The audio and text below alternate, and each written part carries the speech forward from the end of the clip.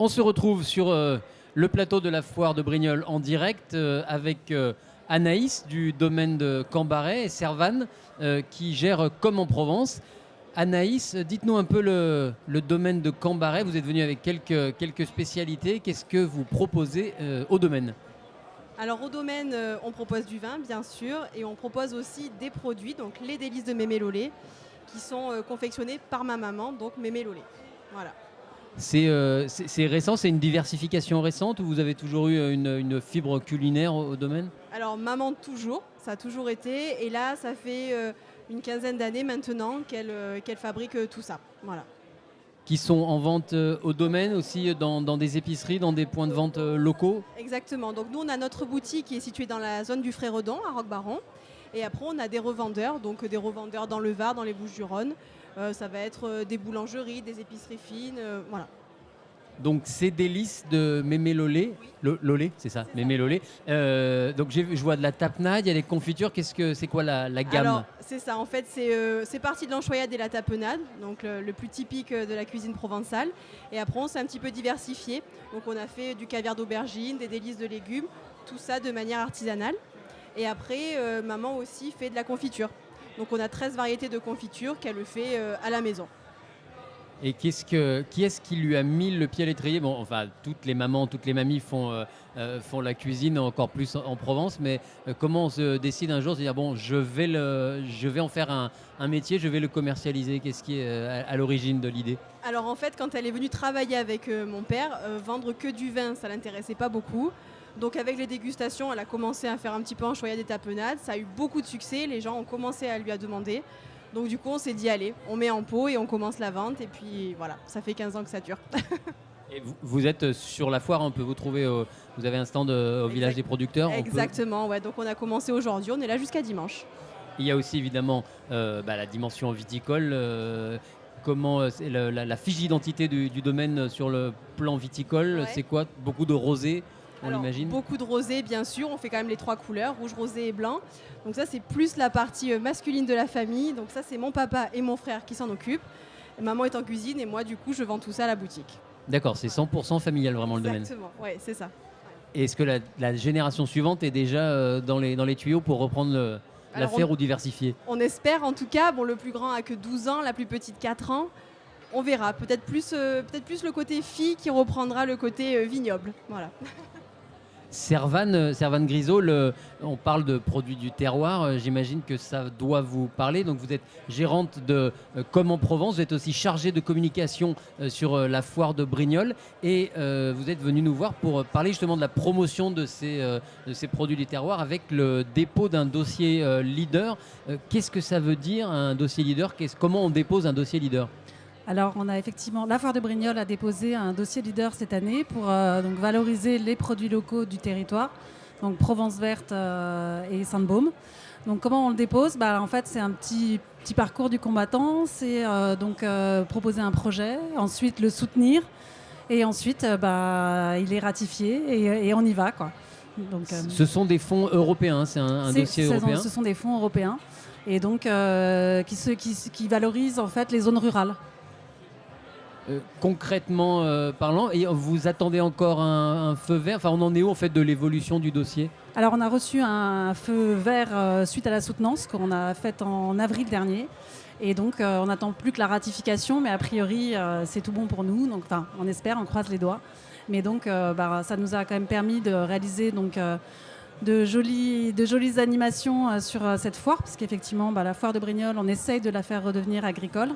Et donc, on a déposé justement ce dossier pour bâtir ce village producteur, pour réaliser cet atelier de dégustation qui est derrière nous, d'avoir une animatrice culinaire qui travaille qu'avec des produits locaux et réaliser 2 concours cuisine qu'avec des produits locaux. C'est la première fois que la foire de Brignoles fait ce genre de démarche ? C'est la première fois qu'elle dépose un dossier leader. D'accord. Et donc, on a parlé donc, de l'atelier dégustation, la promotion des produits locaux. Et qu'est-ce que ça prend encore en compte ? Enfin, qu'est-ce qu'on peut faire ? Qu'est-ce qui rentre dans le champ d'application encore de ce dossier ? C'est déjà pas mal quand même avec ce village producteur. Mais effectivement, on a encore plein d'idées pour la prochaine édition. Donc effectivement, après, le dossier leader, c'est vraiment de nous mettre un pied à l'étrier pour justement donner une vitrine agricole à la foire.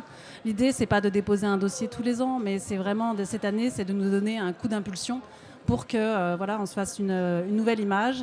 Et puis, ça nous tenait vraiment à cœur d'avoir ces producteurs locaux, donc vraiment Provence Verte et Sainte-Baume sur la foire de Brignoles. On ne voulait pas avoir des producteurs qui venaient de toute la France. On promeut vraiment le circuit court. Ça, c'est quelque chose de hyper important pour la foire. Comme ces ateliers, ces masterclass tous les jours où on fait donc déguster les produits pour qu'on comprenne vraiment la richesse de notre patrimoine local. Alors il y a un petit coup de pouce financier évidemment qui n'est pas négligeable, qui permet de financer des installations, de rémunérer des intervenants. Et au-delà de ce coup de pouce financier technique, il y avait effectivement avec la nouvelle équipe la volonté encore plus de recentrer cette foire de Brignoles sur le circuit court, le local, le producteur consommateur. On en a parlé tout au long de la semaine avec les différents producteurs qui sont venus ici sur ce plateau. Oui, c'est la tendance actuelle, quoi. En fait, il y a le nouveau président de la foire, donc Thierry Ballator, quand il a été élu en février 2020, il a clairement dit « je veux absolument qu'on refasse un virage à 180 degrés pour revenir agricole ». Et c'était avant le confinement. Et parce qu'on a été l'édition 2020, elle a été arrêtée 3 semaines avant le confinement. Et au moment du confinement, quand on a vu qu'il y avait ce retour au circuit court, aux producteurs locaux, on était clairement dans la tendance et on s'est dit il faut qu'on fasse quelque chose avec les producteurs locaux. D'accord. Et techniquement parlant, c'est long de préparer un tel dossier, c'est fastidieux. C'est un peu fastidieux parce qu'effectivement, il y a effectivement beaucoup de rédaction, il y a beaucoup de devis à préparer, il faut tout en deux exemplaires. Donc, et puis comme en plus, il y a beaucoup de corps de métiers différents, que ce soit l'animation cuisine, que ce soit ce plateau télé, puisque ce plateau télé est aussi financé par le dossier leader pour mettre en avant les producteurs. Donc, effectivement, c'est assez divers, ça prend un petit peu de temps, mais une fois qu'on voit la réalisation, on est très content. Et puis j'imagine qu'il y a aussi tout un paquet cadeau à mettre autour.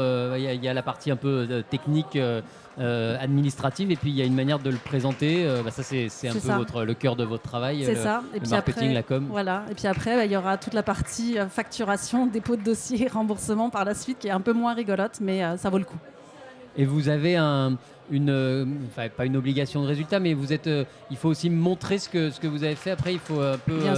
J'imagine que c'est pas à fond perdu. Non. Il faut rendre compte des actions qu'on a menées. C'est ça. Et on est très content parce que les ateliers de dégustation ont été pleins tous les jours jusqu'à présent. On a ce village de producteurs qui est complet tous les jours avec ce roulement. Parce que comme vous voyez, Mémé Lolé est arrivé ce matin. Mais effectivement, on a 15 producteurs qui sont là tous les jours. On a pu faire des roulements. Il y en a qui sont là les 9 jours de la foire et d'autres qui sont là que 5 jours ou 4 jours. Parce que c'est très compliqué pour les producteurs d'être là toute la semaine. Oui, c'est une impulsion aussi pour l'édition 2022. Oui. Ça sera une manière comme on disait tout à l'heure, de mettre le pied à l'étrier, peut-être de séduire, de ramener encore de plus en plus de producteurs, que ce soit viticole, agricole. Pour l'édition 2022 se prépare déjà aujourd'hui. C'est ça, oui, la prochaine édition est du 7 au 15 mai. Donc c'est demain, donc on y réfléchit déjà. Oui, on va retrouver le rythme classique, le printemps, la foire de Brignoles depuis... Oui, parce que la foire de Brignoles a toujours été en avril. Bon, effectivement, on a été obligé de décaler l'édition de 2021 à cause de la condition sanitaire. Anaïs, cette dimension du producteur au consommateur, c'est quelque chose que vous retrouvez depuis quelques années au caveau, au domaine ? Oui, effectivement, il y a une réelle prise de conscience en fait de tout le monde, mais vraiment depuis le premier confinement, on a vu un sacré virage. Ouais. Et pour vous qui avez les mains dans les mains dans la pâte, les mains dans la vigne, c'est aussi une autre manière d'appréhender votre métier, d'avoir cette dimension pédagogique, d'expliquer comment on travaille. Oui, c'est certain. Et puis ça nous fait une nouvelle vitrine en fait. On rencontre de nouvelles personnes qu'on voit pas forcément le reste de l'année.